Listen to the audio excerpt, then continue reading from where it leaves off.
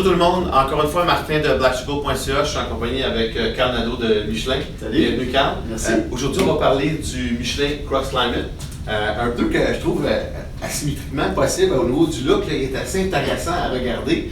Donc, pourquoi il est designé comme ça? Parlons un peu des spécifications de ce pneu-là. Bien, tout d'abord, un pneu directionnel qui ressemble beaucoup à ce qu'on utilise en sport automobile pour les pneus pluie.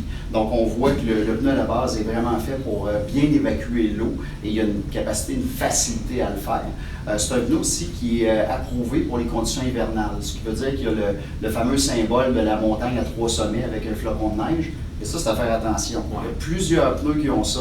Des gens disent parfait, c'est le meilleur pneu. Mais ça reste pas un pneu d'hiver. Ça reste que c'est pas. Il est homologué, mais. C'est de base. Ça veut dire que sur la neige épaisse ou la neige compactée, le pneu va bien se débrouiller. Par contre, dans donc, c'est un très bon 4 saisons. Un excellent 4 saisons qu'on peut mettre très tôt dans le fond, qu'on peut garder jusqu'à la toute fin de l'automne avant qu'on soit obligé de mettre les pneus d'hiver. Et même s'il y a des tempêtes de neige, il n'y aura pas de problème. Le pneu va être extraordinaire dans ces conditions-là. Par contre, rendu au mois de janvier, février, dans les froids vraiment plus extrêmes, là, on a besoin d'un véritable pneu d'hiver. Et l'avantage aussi, c'est qu'on peut le remettre en fin de saison. Quand on hésite un peu, que la température est changeante, on se dit est-ce que je garde mes pneus d'hiver, est-ce que je vais les user trop en les gardant jusqu'au mois d'avril, mai, des fois, parce qu'on peut avoir affaire, par exemple, à l'eau Lac-Saint-Jean, des trucs comme ça. Bien, celui-là, on peut enlever son pneu d'hiver et remettre son Cross Climate. Et si on se fait prendre dans des tempêtes de neige, il n'y aura pas de problème. Le pneu va être vraiment excellent dans ces conditions-là. OK. Puis, les avantages d'un pneu comme ça, tu en as parlé un petit peu brièvement, mais c'est un nouveau pneu chez Michelin, ça fait très longtemps qu'il est là. C'est quoi les avantages qu'on pourrait utiliser qui mettent ce pneu-là? Bien, encore une fois, une longévité. On parle de 90 000 km pour la plupart des dimensions, 70 000 km pour ceux qui sont cotés W en code de vitesse. Donc, très longue durée. Longue durée aussi pendant toute la durée du pneu, parce qu'il y a des fois qu'on va mesurer, et souvent les centres de pneus vont dire, par exemple, à 5/32e, jette tes pneus.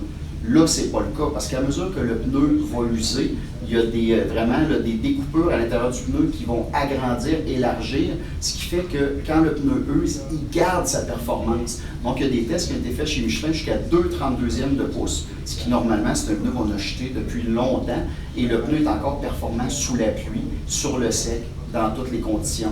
Donc, on a presque une rééducation à faire dans l'industrie, parce que là où les standards, normalement, c'est de jeter le pneu, celui-là bat littéralement tous les standards précédents qui avaient été établis.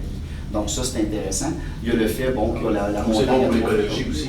Ben oui, le but, c'est dans le fond d'avoir un pneu qui va durer le plus longtemps possible. Si on fait 1 ou 2 saisons de plus avec un pneu, ben c'est des pneus qu'on rejette moins rapidement.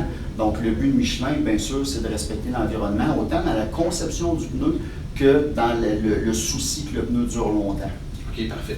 Tu mentionnais aussi, il y a la montagne sur ce pneu-là. Oui. Donc, c'est un pneu que, malgré si on n'a pas une tempête de neige en début de saison ou en fin de saison, il va faire le travail. Tant que ce n'est pas des froids extrêmes, le pneu va vraiment être excellent. Donc, une neige de printemps, puis une neige d'automne, les premières neiges, que le sol n'est pas encore gelé, c'est idéal pour ça. Fait que ça nous permet d'attendre que tout le monde fasse son changement de pneu, puis là, nous, on peut aller par la suite faire notre changement de pneu. Ça, ce que tu mentionnes, c'est du pur bonheur, surtout avec la loi au Québec, c'est maintenant le 1er décembre. Déjà qu'il y avait beaucoup de gens à la dernière minute, mi-décembre. Il y en a encore, je te le dis.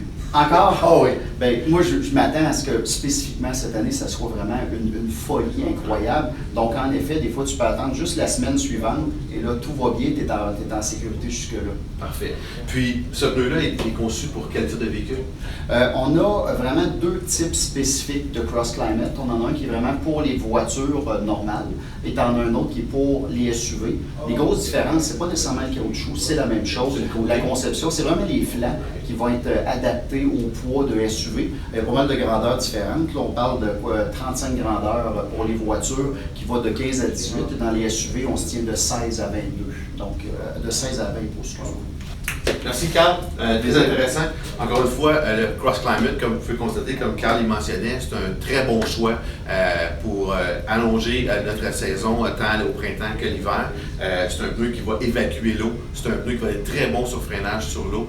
Donc si vous êtes dans un endroit comme OBC ou des choses comme ça, ou même dans la région de Toronto, c'est peut-être un pneu que vous pouvez poser à l'année, malgré qu'on conseille toujours de mettre des pneus d'hiver. Encore une fois, Martin de Blacksugar, en compagnie de Carl de chez Michelin.